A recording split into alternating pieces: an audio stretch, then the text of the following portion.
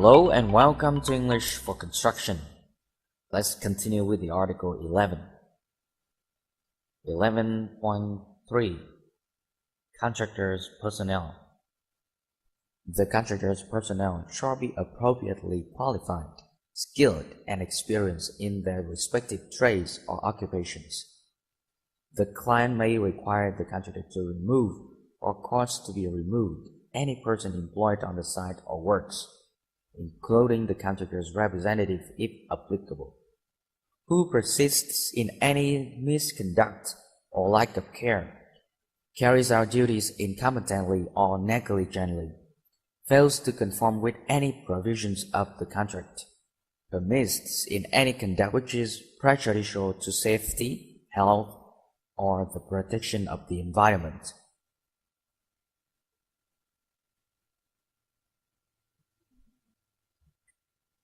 If appropriate, the contractor shall then appoint, or cause to be appointed, a suitable replacement person.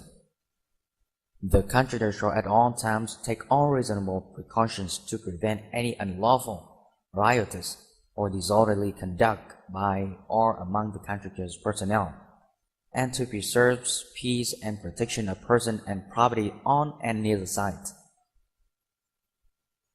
11.4 Record of contractor's personnel and equipment. The contractor shall submit to the client details showing the number of each class of contractor's personnel and of each type of contractor's equipment on the site. Details shall be submitted each calendar week in a form approved by the client until the contractor has completed all work which is known to be outstanding at the completion date stated in the taking over certificate for the works. 11.5 Cooperation. The contractor shall be responsible to cooperate with the client's personnel, other contractors employed by the client. Services for this personnel and other contractors may include the use of contractor's equipment, temporary works, or access arrangements which are the responsibility of the contractor. If the contractor incurs costs beyond the contract price, the parties shall consider this as an additional cost. 11.6 Setting out. The contractor shall set out the works in relation to all original points, lines, and levels of reference specified in the contract. The contractor shall be responsible for the correct positioning of all parts of the works, and shall rectify any error in the positions, levels, dimensions, or alignment of the works. The client shall be responsible for any errors in these specified or notified items of reference, but the contractor shall use reasonable efforts to verify their accuracy before they are used.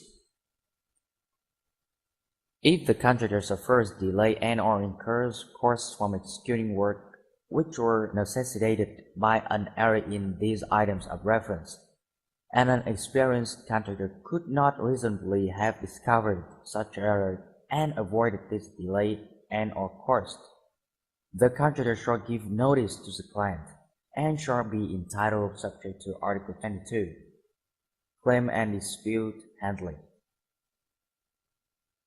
11.7 Site Conditions.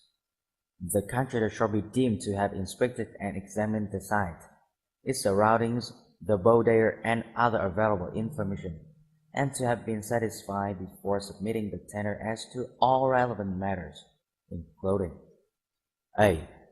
The form and nature of the site, including subsurface conditions. b. The hydrological and climatic conditions. c.